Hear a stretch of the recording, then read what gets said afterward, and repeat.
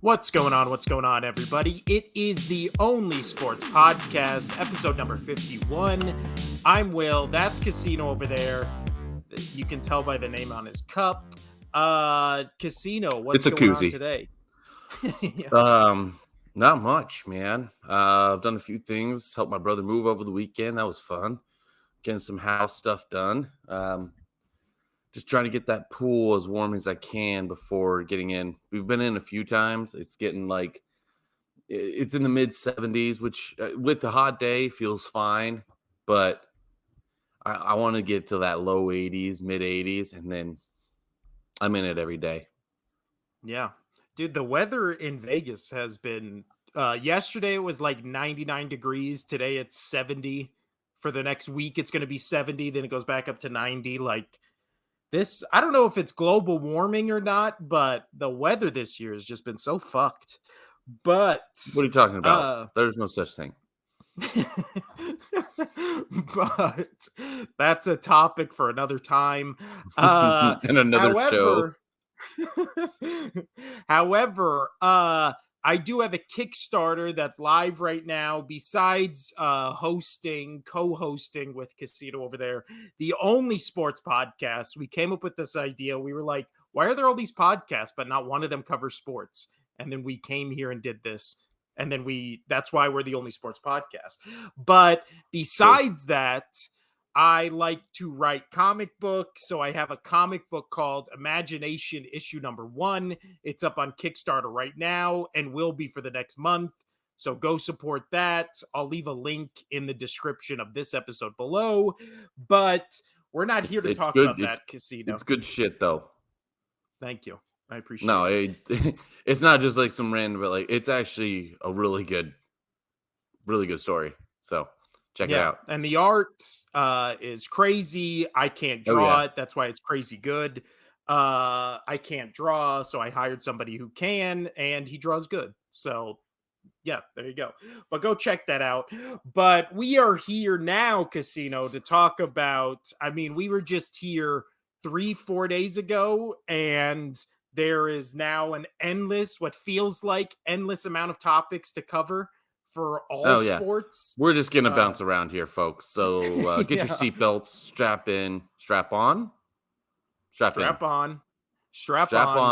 There it is. Penetrate the that's what we're about to do to this episode. Let's do it. Let's penetrate this. And maybe for the first time in 51 episodes, we are going to start with NHL, Casino, because something crazy happened in the NHL world. Your team, one of your two teams. My first love. The team that got me into hockey when I was like 10 years old. So you caught your first love basically sleeping with your dad.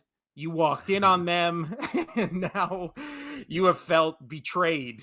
Yeah, and the funny thing is my dad doesn't even like hockey, so wow, this is a weird situation. That makes it even worse. He doesn't even like it. He just wanted to do it. No, he doesn't even like it. Because it was your first love. Yeah, it was. So explain to the people what happened here, Casino. All right. Well, since we last talked was on Friday.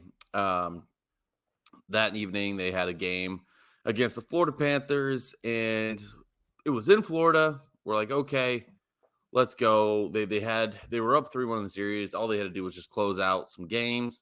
Well, they couldn't get it done in Florida. And I was like, okay, all right. Well, and I even said on that episode, if they go to a game 7, it's in Boston. I really think that I don't see them losing in Boston against the Panthers. I have said, though, and I will back myself up on this, saying that I want to see Boston play against teams that will play them in a full series. I want to see how they can react to teams figuring them out in a 7-game series.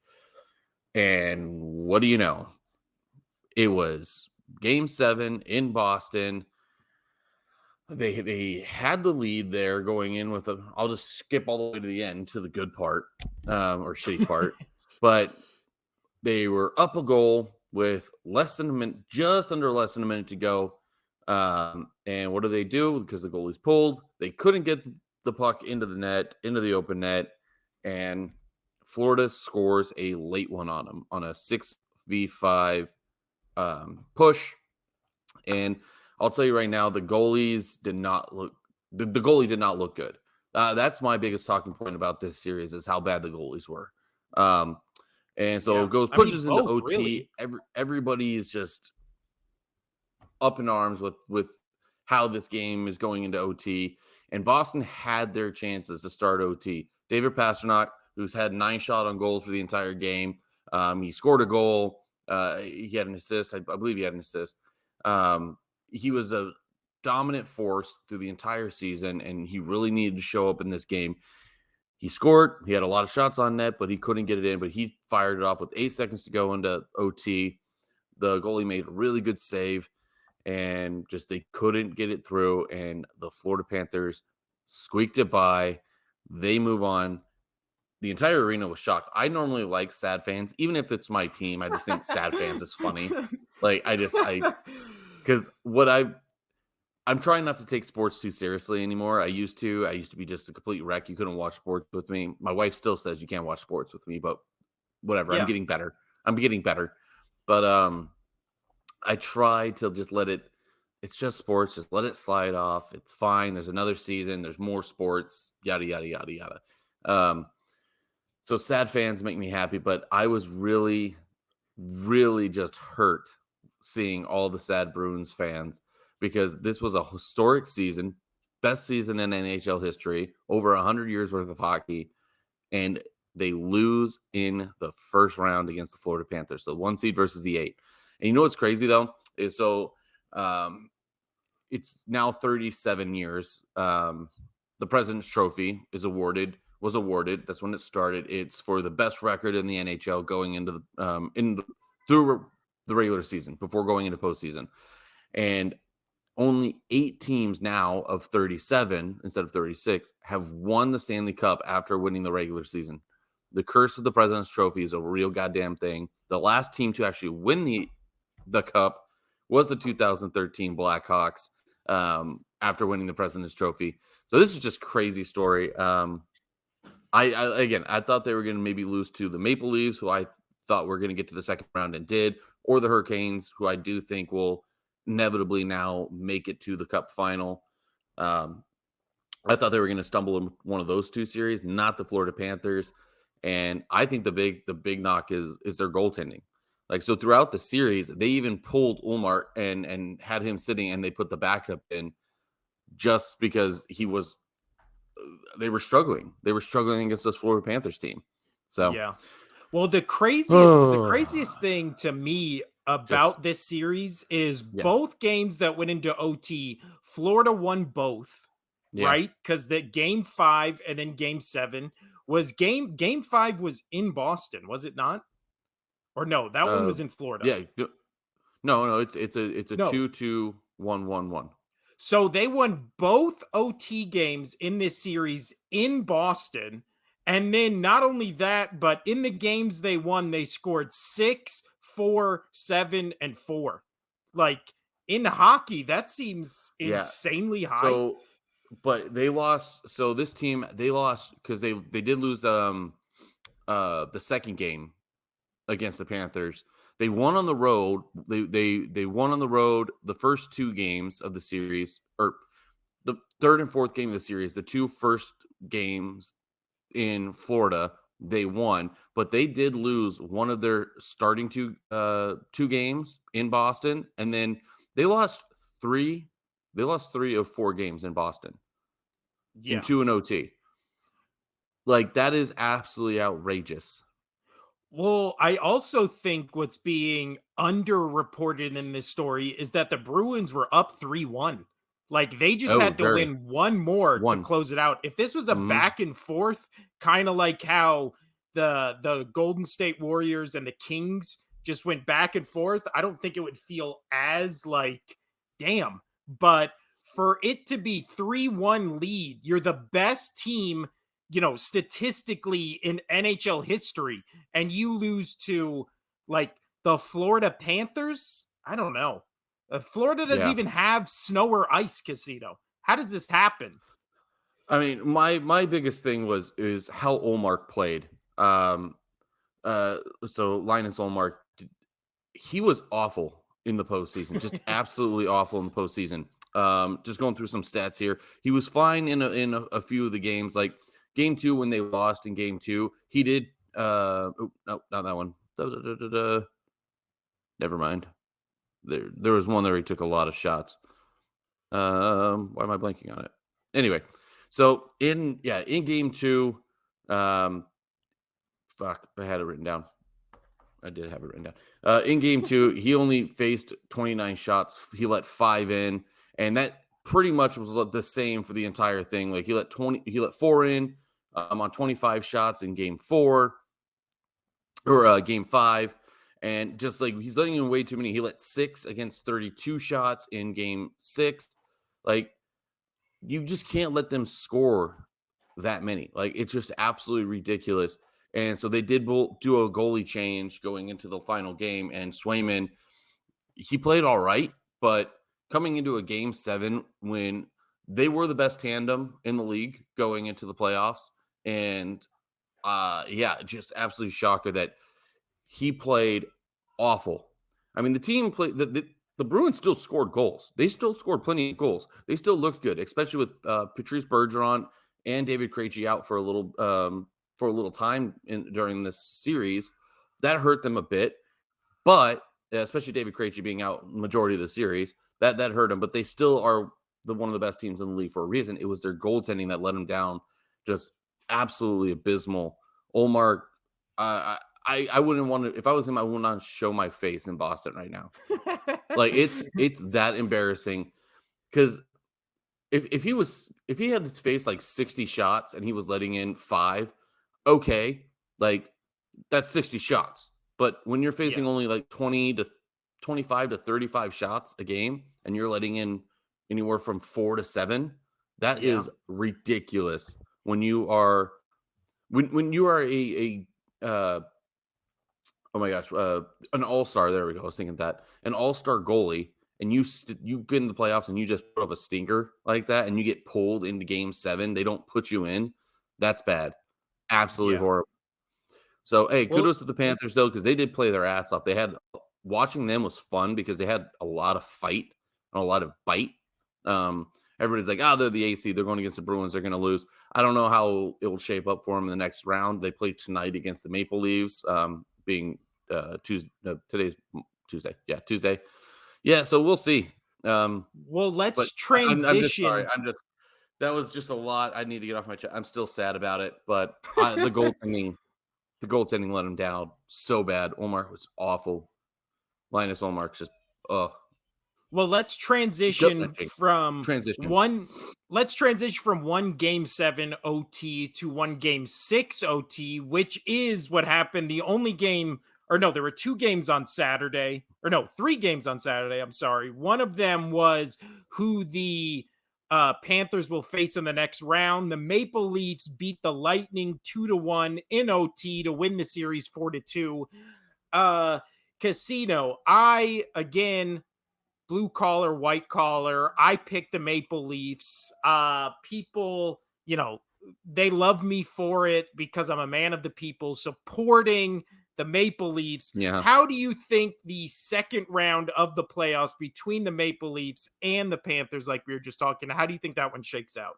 I'm very curious to see how this one plays out. This is going to be the one that I'm going to watch the most outside of the night series, personally. Mhm. I mean, they're all going to be good series from here on out, but uh the Panthers beating Boston was an absolute David Goliath situation, and I want to know if they can keep it rolling into the next round. Because if you're Florida, if you're the Panthers, you're just, hey, we just beat the best hockey team probably in history, and we just Yeah. beat them in a Regular 7-game season. series. Yeah, in regular season. All these other guys are schmucks. Like we're gonna kick their ass. Um, but and so and I'm honestly thinking Florida has a real big chance. Um, if I had to put money on it, I would probably still, just to be safe, because this is where everybody's going to go, I would put it on the Maple Leafs. But the Maple Leafs, yes, they won against the Tampa Bay Lightning, but a lot of those games that they won, they didn't look good for the majority of the game. They were outplayed for the majority of the game. Like the one where they came back and they were down 3-1, or they were down like 3 goals going into the third. I don't remember which game that was. I think it was like game 3 or something like that. And I thought that was game 3 or 4. And that was, to me, the turning point in the series, because you let the Maple Leafs come back, and I believe it was in Tampa. Regardless, they came back and they won that game, which after that, I was like, all right, Maple Leafs are going to win this series, but they still looked sluggish against the Lightning. So I'm really curious to see if that was just a fluke.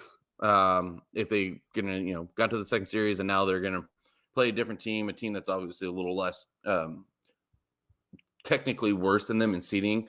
But in NHL, as long as you get to the playoffs, anything can happen, and it's shown. And people have been saying that for years and decades and decades. Get to the playoffs in the NHL, any team has a chance to win, and I think that really has a good. I'm losing my thought of words here. It's okay. Yeah. I know. But I'm not a public speaker here. I'm trying. We're 51 episodes into this podcast. Yeah. People know this, Casino. Fuck. They know. Yeah. But speaking of sad I'm done. fans, I'm gonna take a drink. Maybe if I drink a little more, it'd be better. But speaking of sad fans, the deeper the Maple Leafs get into the series, the more that SportsCenter will cut to their fans crying and freaking out and making an entire segment of them on the show. So that's probably why you hate the Maple Leafs. I do hate the Maple Leafs. Being Because a Boston fan, I grew up in misery. Yeah. I do like people being in misery. That's the other half of it. Yeah. I mean, they're home of the Hockey Hall of Fame. It's Toronto, or like they live and breathe hockey up there. And yeah. I want to see them keep losing. I think it's quite funny. I'm just sorry. It's just, I find the misery really funny. I really do. But I'll tell you right now, you remember when the Raptors won the NBA? Yes. And there was riots in Toronto and everything. Yeah. If the Drake Maple got a Leafs bunch of 12-year-olds pregnant, allegedly, because he's super hitting on children. I didn't know. That was a joke about that, Casino. You I didn't know that? I didn't follow. No, I don't. I'm not hip. I'm not hip. I'm not like you, man. Look at me. I've got this crazy little like painting thing of gold and black and whatnot. Look at you. You got all the pop culture shit behind you. I'm not pop culture. So apparently that rumor, and I have to say rumor. No. What I was gonna say, you can touch on this a second. I'm gonna finish my thought for once. As now I stumble. But if the Maple Leafs win the Stanley Cup, like, don't go outside if you're in Toronto. Literally don't go outside, and have a fire extinguisher ready. Yeah. The entire city's going to be on fire. Oh, absolutely. Yeah. They're going to have to grease the poles. They're going to have to do the Philadelphia thing. It's going to be Philly. Well, they did that. They did that for the Raptors win. But you'll never see it a more insane fan base for a team winning a title than if Toronto Maple Leafs ever win a Stanley Cup again. I guarantee you. You think they would go crazier than if Buffalo, New York, if the Bills finally won a Super Bowl? 100%. Really? Okay. Oh yeah. Because I think that's the one everybody's waiting on. The Buffalo Bills finally winning a Super Bowl, and just to see what are they going to do in Buffalo? They're just going to break more tables. That's all they're going to do. In Toronto, they're going to burn the city down. They'll burn the city down.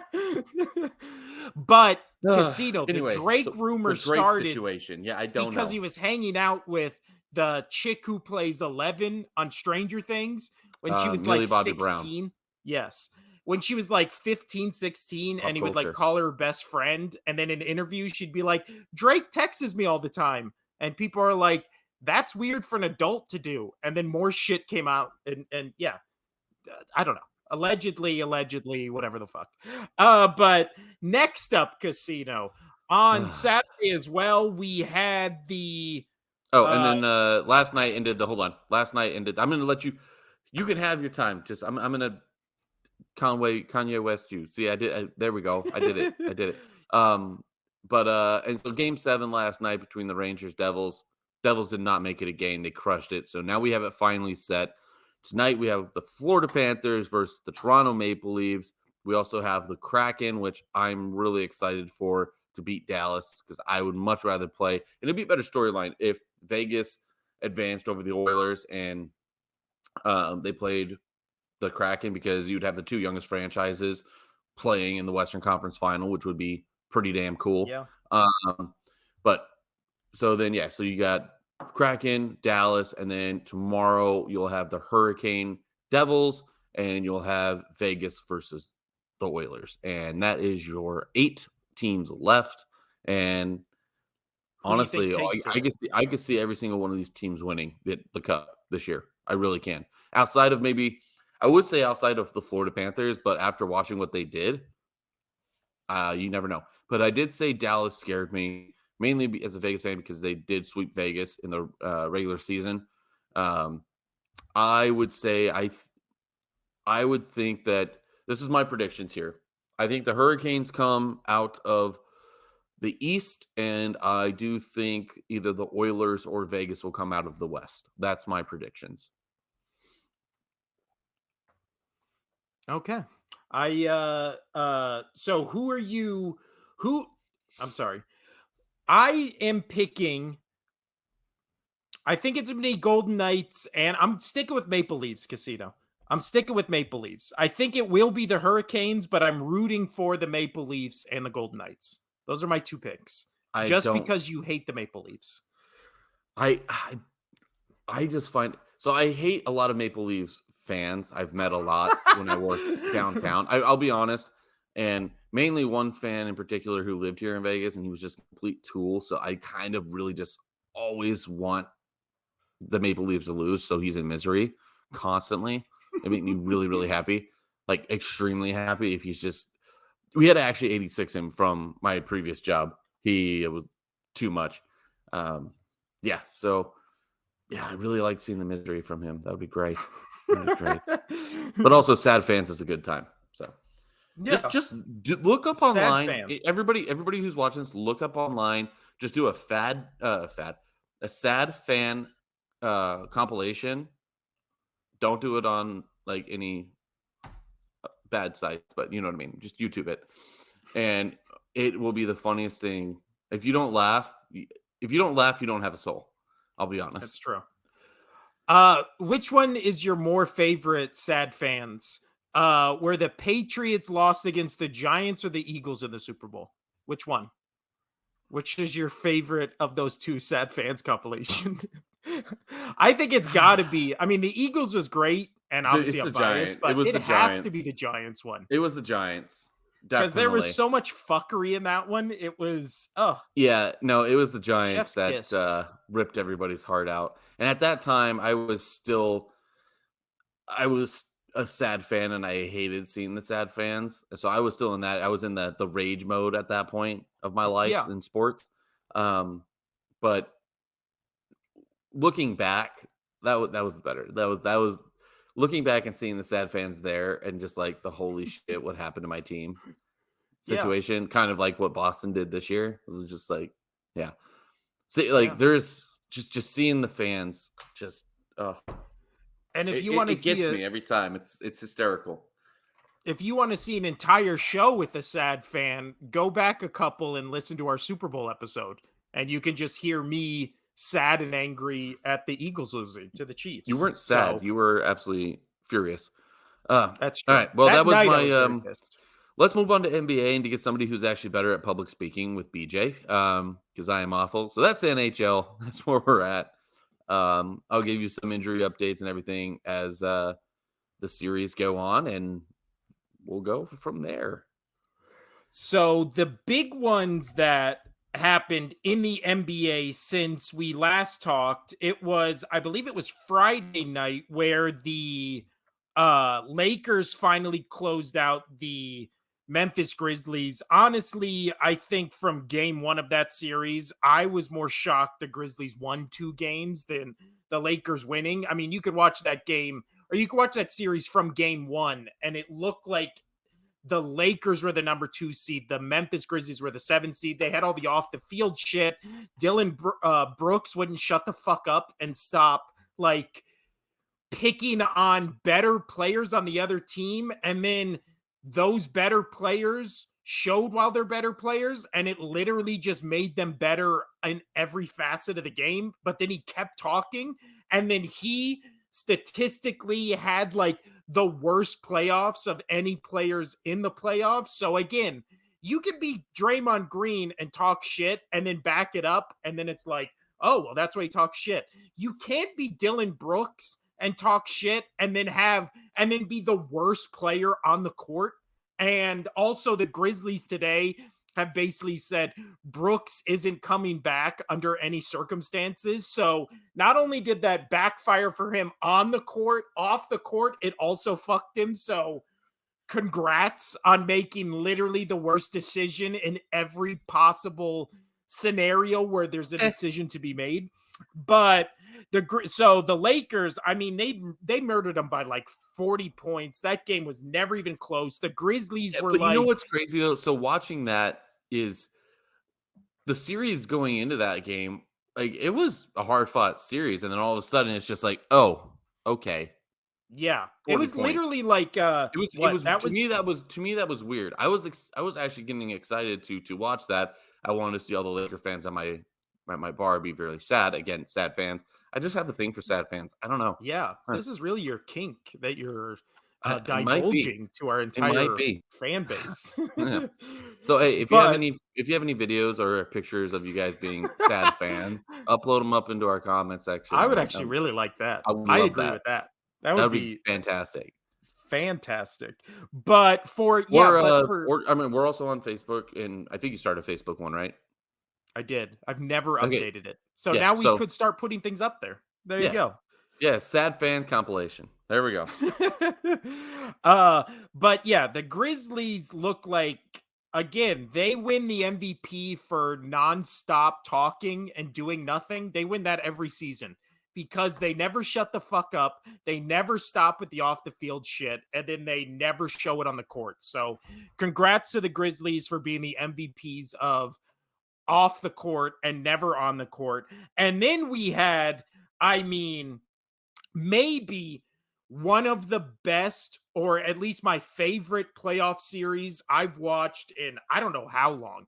The Grizzlies Sacramento Kings series was You mean Golden next State? level. Or Golden State, I'm sorry. Yeah. Golden And so you State. know what? So I'm so happy that I said that. I was like, hey, the Kings are going to go in there. They're going to win Game 6, and you know what? They went in there. They did it. And oh man, I really thought like halfway they were up at half in Game 7, and I Yes. really thought they were going to pull this off at Dude, home, and that place was jumping from the fucking rafters. That place dude. was going fucking I felt bananas. so bad for him, but you know what?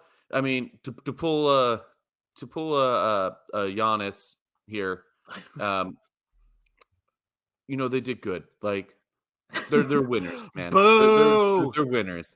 They're winners. They Boo! did really good. They got to the playoffs. They played really hard. They're winners, man. Ugh. Ugh. This is the They're not perfect they're not losers. They're not losers. They're winners. this is the Even though they perfect didn't win. example of that thing I always hate, which is like moral victories. Like anybody that says the Kings got a moral victory, like go fuck yourself.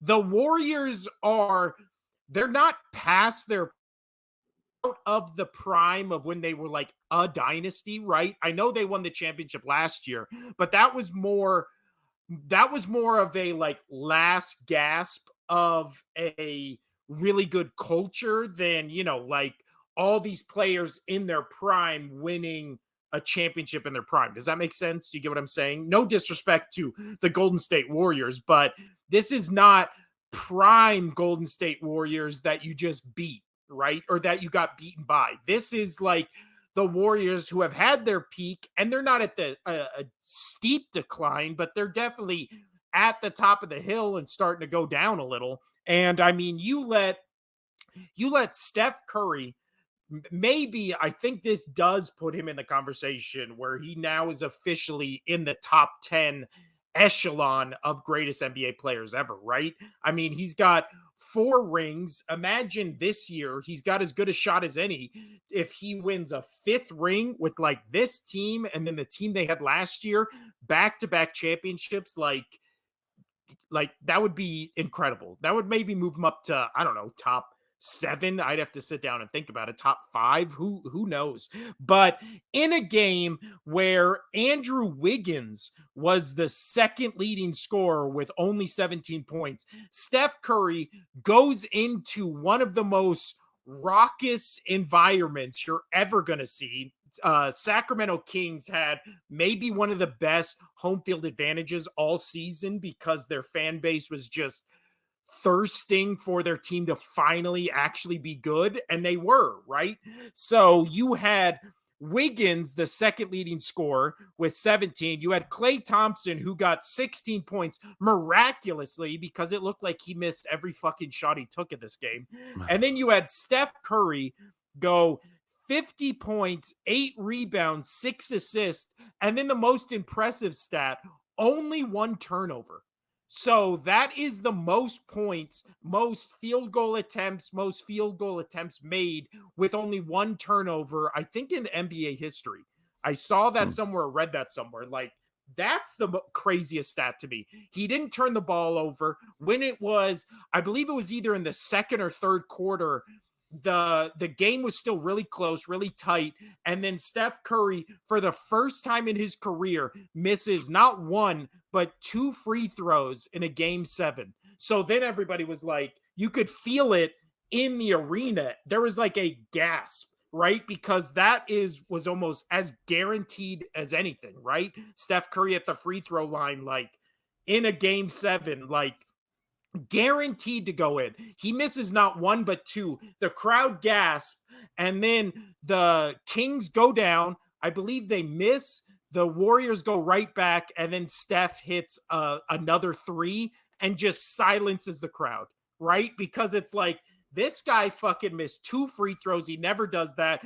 Comes back down, hits a contested 3, and it's just like, oh, it doesn't fucking matter. He made 3 points instead of 2. Like, that is how dangerous Steph Curry is, where He's insane.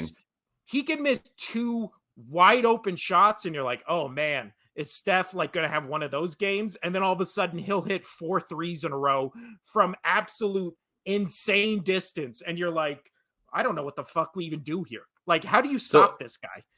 it's tough too. I mean, I'll be honest. If I was a Kings fan, like I would still. You say moral victories, right? I mean, I would be pleased with how the season went. Out of all at least I was able to cheer for something this year. That's Mm-hmm. how I would take it as a fan. Like, hey, I Oh actually was yeah. able to cheer Compared to for what they something this year. usually are. Yeah. Yeah. So like you take it as if I was a fan of them, I'd be like, yeah, I'm upset we lost, but and I don't want to try to get this confused with the moral victory because you lost. But as a fan, I would have enjoyed this season, and I got to look at it that and be like, not like, oh, we did good, we came close. No, I would have looked at it like, hey, I actually have something to cheer for this season. That was cool. That was fun. I Yeah. enjoyed that. So That's that's how, I true. mean, that's Well, how I would look at it. and you go a 7-game series against maybe, I mean, Curry and LeBron, in my opinion, have always been 2 very different players, but always on the same playing field, right? When you get peak one of them at their like most, lethal, At it's their like top peakness. you just cross your I fingers and saw you're what like, you're I going hope there. I You're survived struggling. this. Yeah. But I do think the Kings kind of have a built-in excuse with the De'Aaron Fox injury because it was an injury on his shooting hand, and the 2 games he played after that injury, he was much, much less of a factor than before those injuries, right? Yeah. So you I do mean, have that but built-in excuse. but things happen. I mean, in hockey, like the amount of players that get injured and ejected and like playoff hockey, that's why you have to be a deep team because if you have a superstar go out, you're screwed. Again, Boston, David Krejci, he was out for the majority of the series. Yeah, like it's a big thing. Having a player go down, man. So I can see that as an excuse, but that's why I struggle with the NBA, is because it is such a superstar thing that if like one big player goes down, you're like, I don't know, well, that's the season. It's Yeah. done. Why Oh, watch? really, Casino? If one of your best players on your team goes out, then that's the end of your game or series. Let's move to last night's game, Casino. Nice segue. My Sixers played your Typically, Boston Celtics, okay, so and typically there are outliers. There are outliers. That's why I like Vegas. That's why I like Vegas to win the cup this year. Not being a Vegas fan here. It's they're the deepest team in the league. They have the best four lines in NHL, in my opinion. And they won the Western Conference with not having a 30 goal scorer, like, because they're just deep. It goes a long way. And so, yes, the outliers happen. And so, with the 76ers, move into it. This is, God damn it. I did not have my phone on me. And as this thing happened, like, I just looked down and I just saw literally going ding, ding, ding on Messenger because I knew you were hitting me up. And I was like, God damn it. this was, I mean, what an incredible game to watch. This But is you know what? No, I love how you just kept, oh my gosh, the refs are awful. The refs are awful. Of course, you could tell it's in Boston. No, no, no. You're like, oh, it's in Boston. They're going to lose this game because the refs suck. It's in Boston, yada, yada, yada. And then I'm glad they won. I'm glad they won. going So you can't use that as an excuse. going into halftime. Okay, going into halftime, the 76ers did not have one foul called in their favor. What in the fucking odds? What is the chance of that ever happening? It's not like the Be six a or more the disciplined team. Be a disciplined team. yeah. It's Be a not like the disciplined team. Celtics are the least penalized team in NBA You history. And want to you're know like, who's the oh, I least get it. penalized team in the NHL? The Golden Knights. Oh, I mean, that's a nice stat. And yeah, But and they're the deepest team. So I really like this. I like their chances.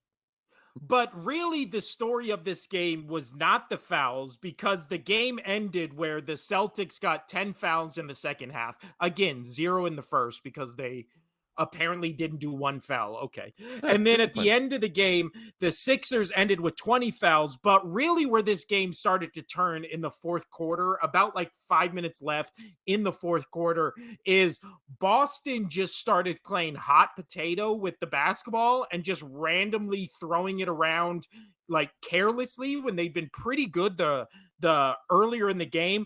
They ended up with That 16 turnovers. The Sixers only had 6. The Sixers had 10 steals to Boston's 3. that So, that dunk at the very end, that turnover on that one, they're all just standing. They're just standing in the offensive yeah. zone. Like I did like that view. Again, I like misery. I don't know. I don't get it. I just don't get it. But they had the camera view from under the basket that the Sixer guy was dunking on, but it was showing, Maxi. yeah, Maxi, thank you. It was shooting down the court, and you just see literally every Boston player standing, just standing. Yeah. Nobody's coming back to, like, obviously it's gonna be a dunk. We have to, pass the ball in at the baseline. Nobody's coming back. They all stood there and watched the dunk happen like it was a dunk contest. It was, oh, at that Well, moment, when I mean, you get obviously points wise, I knew that it was gonna be over, but they're the moral, like, what I'm trying to say, oh gosh, like all the oomph in their game was gone at that point. Like there yeah. was no way they were gonna do like a last second three, get a cool tip, on an inbound pass and do something crazy, and win the game. Like it wasn't gonna happen. They were absolutely out of that game. Their mind was done. And you could see it. Well, the crazy thing about that play is Boston is passing the ball just back and forth to like 6 different players or 5 different players just going back and forth, and all these Sixers guys are playing good defense but not good enough defense where it's like there's not a shot or you can't make a move. It looked like Boston was almost scared to shoot or just like hoping somebody they would pass it to would take the shot. And then the funny thing is, because they obviously showed this play over and over again, is Maxi then gets to the 3-point line and he sees the Boston guy like looking to pass the ball.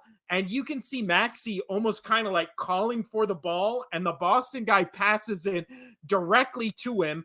Maxey takes off for the dunk, and then he, like you said, is looking around as if like, am I really this wide open? Is anybody going to contest this? And you could tell it almost like threw him off how open he was, and then he kind of dunks it, and he's like walking back like, is there a foul? Was there a whistle? Like, did I just make 2 points? You could tell he was more confused than excited. Like, is this play legal? And also all the Boston guys were Is this like play looking legal? around like, yeah, is the game going on? What is happening? Like, it was such a weird moment. But then after that, it's the James Harden deep three that is just a fucking dagger. And then it's like, okay, the game's over. But that was right, which he does his dumb traveling step back thing. Fuck that. I can't stand it. I hate it so much.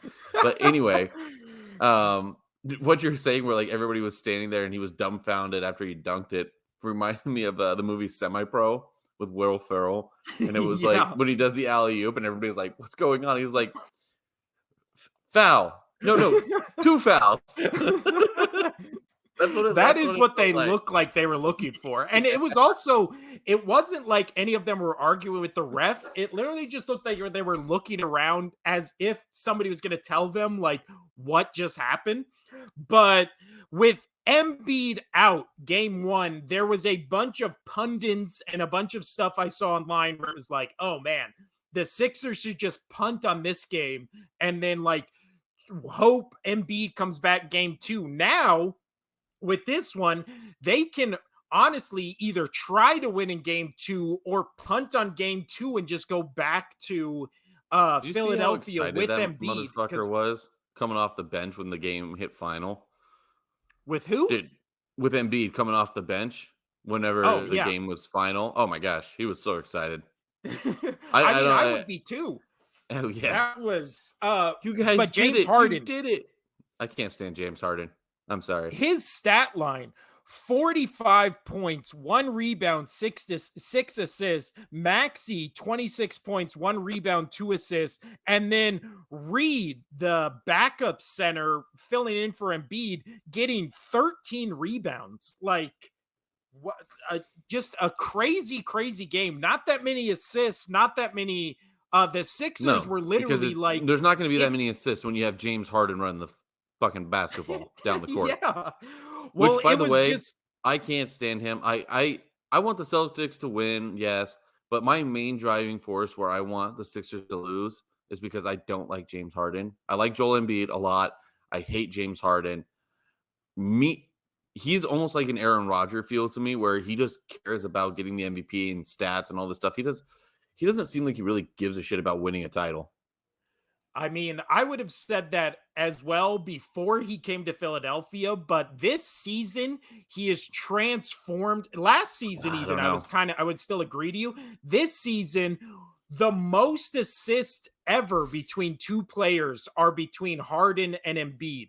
Like, Harden now knows that he is like second fiddle to Embiid, and not only knows it, but like encourages it and feeds Embiid in such a way that it like is really that's nice. I haven't watched them much, so I guess I'll bite my tongue on that. But hey, that's good to know, though. That is good to know that I learned something new on the Only Sports podcast. That's what we're here for. I mean, that's folks. What we're here for. But it's also the thing I really liked about this is Embiid was out, and then Harden remembered like, oh yeah, I'm also one of the best players in the league. Like, I can also do this. And then he just went out and was like, I can be a number 1 because I always have been. And then he showed why. Like, just great James Harden game. Definitely, I don't even think it's in contention. It's clearly the best game he's ever had in the playoffs. So against a Boston team that going into that game last night, I thought Boston would win by fucking 30. Like, for them to lose in the way they did, just fucking incredible. I mean, you even look at the stat line and it's like, for the Celtics, Tatum had 39, Brown had 23, Horford was abysmal. He only had 11, 6, and 3, but defensively, he was still, I mean, passable. And then you had Smart, who was kind of the one that dropped the ball a little bit in this game. Only 12 points, 3 rebounds, 7 assists. But next game for them is going to be on game 2 is tomorrow, so Wednesday night. Excited to watch that. The other 2 first round series that we've gotten so far is Nuggets Suns last night. Really watched all this game. Really aggressive defense by Denver that was just giving the Suns all kind of fits, and that's been the tail of the first 2 games, because game 1 wasn't as bad. Suns still scored 107, but they just got outscored last night. Really low scoring game, 97-87. Didn't even feel like that much watching the game. Kevin Durant last night, I mean, dear Lord, he had 24 points in 44 minutes, but I felt like there was one point in the game where he was like 2 of 10 from the 3-point line. He was getting the mid-range little fadeaway jumper he does. He was hitting that every time, but he had open looks on the 3-point line and was just missing, I mean, badly all night. So rough shooting night from Durant, even with 24. Devin Booker had a quiet 35. There was long stretches of that game where pretty much everybody on the Suns was just couldn't hit the broadside of a barn. And then Chris Paul leaves, I believe, halfway through the second or third quarter with an aggravated groin injury, an injury Casino's very familiar with. His groin is always aggravated, Yeah, always pulled.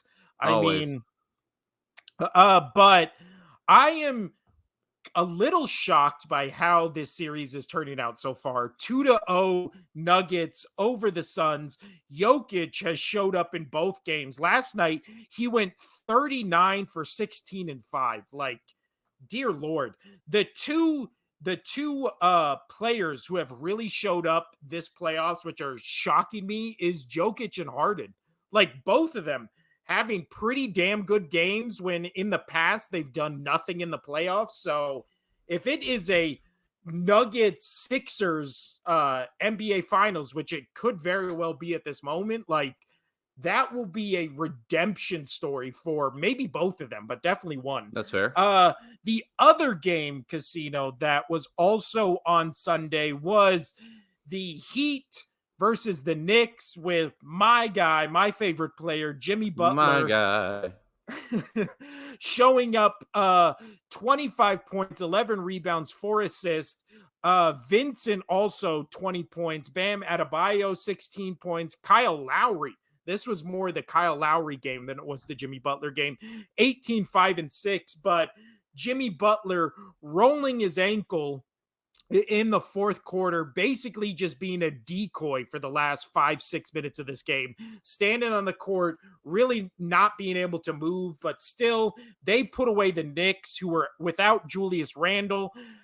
Julius Randle this season, especially in these playoffs, really hasn't done much. In the Cleveland series, he had 19, 22, 11, 7, and 13. In one of those games, he had 10 rebounds. The other ones, no rebounds, no assists. So I don't understand. I keep seeing this narrative that, well, if Julius Randle was in this game, it would have been a tale of a much different story. And it's just like, how?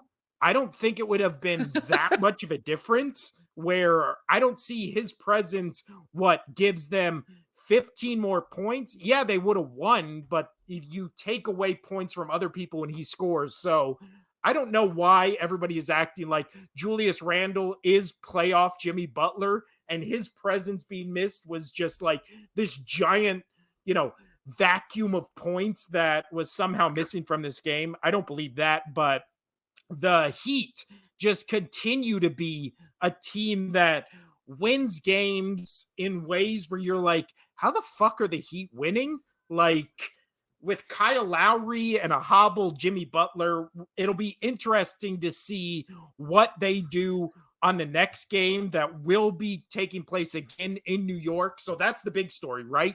From the Sixers and I mean, Celtics they're to New York's favored. yeah. Well, from the Celtics Sixers game and the Miami New York game, both the road teams take in, the first game really throws those series kind of more into question because it's like, well, now the Celtics have to steal one in Philadelphia. They very well could. Now the Knicks have to steal one in Miami. They very well could. And the Suns Nuggets, I mean, the Suns going back home, they have to win at least one of those games, or obviously it's over. But just from a morale standpoint, but so far, the last series we haven't talked about in the round 2 of the playoffs is the Lakers Warriors, which starts today at 7 Everybody's p.m. gonna be excited to our watch time. that one, though. I mean, it's like you said, LeBron, Oof. Curry. Like you said, Yeah. they're on a level playing field. They have different styles of play, but those two, it's gonna be very entertaining. Like this series is gonna be up there with one of the better series in probably the last decade. Of you Yeah. have you have 1A and 1A. Like there's no 1B. Like they're Yeah. And like you said, two different playing styles, but both very well, effective in the way they like choose to you play. said. Like you said. I was just copying what you said.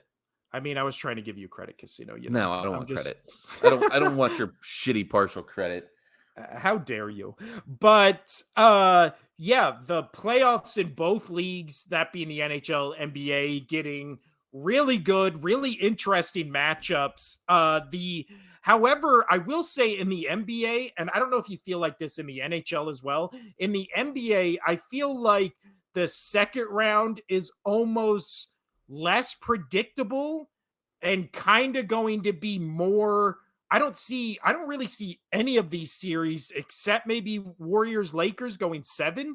Like I think the Sixers Celtics I was picking that to be over in 5. Now without Embiid, like if he comes back and just dominates, like I don't know. I don't know. Lakers Warriors, I want to see what the first game is, but Suns Nuggets really feels like it's over. Heat Knicks feels like it's going to be more heat than I feel like people thought. And then, yeah, Sixers Celtics winning that game without Embiid. I don't know. I don't know. This just feels less random than the first round where it was like, wait,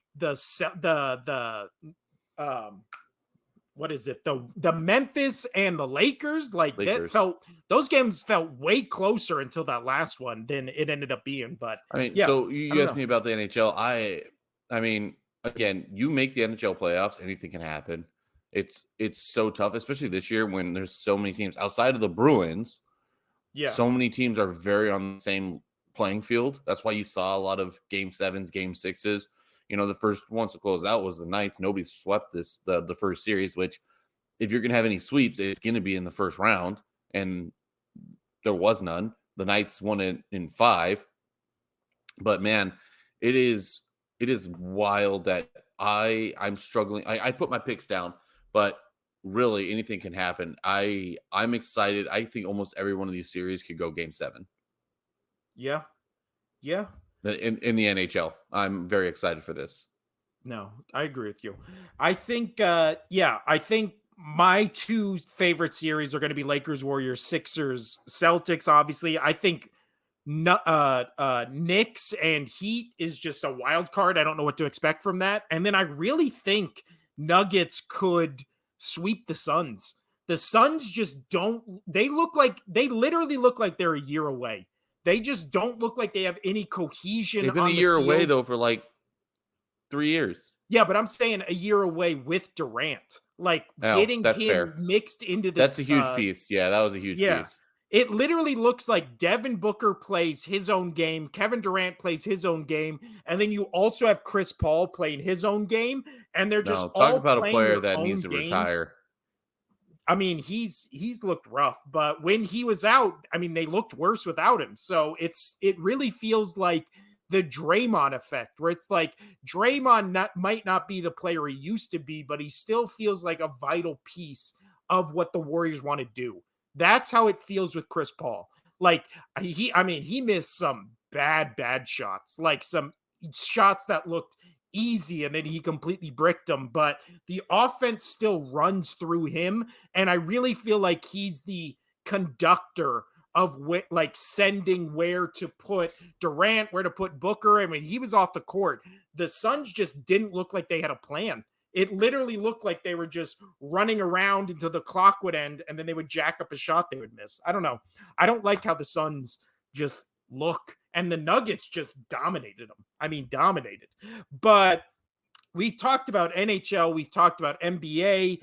Let's quickly touch on the NFL before we head out of here, Casino. All right, let me ask you this. Which team do you think had the worst draft What team and do I think why? had the worst draft? I think it's got to be Lions, I right? would say Lions all day. You didn't do anything on the defensive end. Yeah. I think but you know what's interesting is I do feel like most teams think their team did pretty good like in this draft. I really haven't seen anything from like fans of other teams being like we completely fucked this draft, right? Like we Well, fucked it up. at least on the Patriots standpoint, we did want a little bit more offensive presence. But again, he's a defensive coach. He's always going to be. It is what it is. So even though with the Lions, let's touch them again. You brought up the whole Montgomery and Swift thing. Yes. And well, they traded Swift to your team. Are you excited about that? Yeah, because now we have a running back room where usually all those running backs play 4 to 6 games a season before they get knocked out with a season ending injury. So, I mean, you collect enough of those guys, right? You're going to have one running back for a full season. So you have Swift, who we can get 6 games out of. You have Rashad Penny, who you can get 6 games out of. And then you have Gainwell and Boston Scott. I mean, the season's only so long, Casino. So we get enough. We get six You don't think you guys running will trade backs who one play of four your four games. running backs? No, I think they know. Well, because also I read this thing where Miles Sanders went to the Panthers. They're paying their entire running back room right now less than what Miles Sanders signed with the Panthers for. So their running back room is literally like costing them nothing. So I really think they keep all these guys. They maybe even sign another just random guy and then just are like running back by committee, give the hot hand where it's like, this is the Swift game. This is the Rashad Penny game. Obviously, when they play the Giants, it's the Boston Scott game. Like they just, yeah, they just do running back by committee. You also have Hurts there. You have one of the best wide receiving groups, if we're including tight ends as well, in the league. Like, I think their offense is the thing I'm not worried about at all. They replaced all the guys they lost on defense with better options or options that are on the level of the guys they lost. So really, it's all just going to be my main concern with this team is how does this team react to a new defensive coordinator, new offensive coordinator? I don't think it's going to be Gotcha. the players. I think it's going to be schemes, right? That's fair. And so going with that, I think the Eagles are one of the two winners in team wise coming out of the draft and all the trades. The other one though, because it just looks like they reloaded. The other one though, I really like what the Seattle Seahawks did That was going a to be my lot. pick. That was They going to be they my pick. cashed in a shit ton from that Russell Wilson trade, and then getting Jackson Smith and don't know how to say, I won't say his name. Actually, But let's go through who they got. So the Seahawks got Devin Witherspoon with the number 5 pick. What many people were debating with Jalen Carter as maybe the best player in the draft, right? right. Definitely the best cornerback. Then they got Jackson Smith, the Ohio State wide receiver. They got the Auburn edge, and then they got the running back from UCLA, Zach Carbonet. I don't know. Again, we're going to butcher a ton of these names when we're talking about this draft. But in the first 52 picks in this draft, they go running back, edge rusher, wide receiver, cornerback. Like that literally fills what most of, if not all the holes you would think the Seahawks had last year. They had, and Like, then from there on out, all they did from there on out is they just backed everybody up. Like they crushed the draft. I thought they crushed it. yeah, I mean, going by just selections, I think they won. Going by selection and trading, I like what the Eagles did. But yeah. oh, I hey, that's think perfect. Hey, the kid's yelling for me right now. Perfect. She just woke up. Love it. And then for the Eagles, they obviously got Jalen Carter, who, if the off the field stuff, kind of fades away because you're around veteran players in a good organization, that's an A+ pick right there. Then you Oh, get the Georgia edge, Nolan Smith. I will be honest, I'm gonna probably have to leave you right now. If you're still going, I will let you know. She's yelling poo poo. So Oh, she good luck may with have that shit her casino. pants in the bed. So I'm gonna go check on that Quick before we get out of here, what do you think as of my Will kid's rolling Levis? around in poop, probably. What's up? Yeah, what do you think of Will Levis going to the Titans? Good fit? No. I love that meme where it's the one guy wearing a shirt and then he's unwrapping a present and he's holding up the same shirt to his shirt. And then it says the Titans when they replace Ryan Tannehill with Will Tannehill with Levis. Will Levis. That's great. Yeah, I think that Um, nails it. all right. But yeah, Well, we can get gotta out of go. here. There was Yeah, nothing. There my was nothing my really in my the kid's draft. covered in shit, probably. She has a diaper, but For I'm just assuming that it's bad. Yeah. For the Only Sports Podcast, I'm Will. That's Casino. We'll see you on Thursday. Hopefully, you don't have a shitty 2 days until we talk to you. This has been the Only Sports Podcast. Adios. Leaving you with that.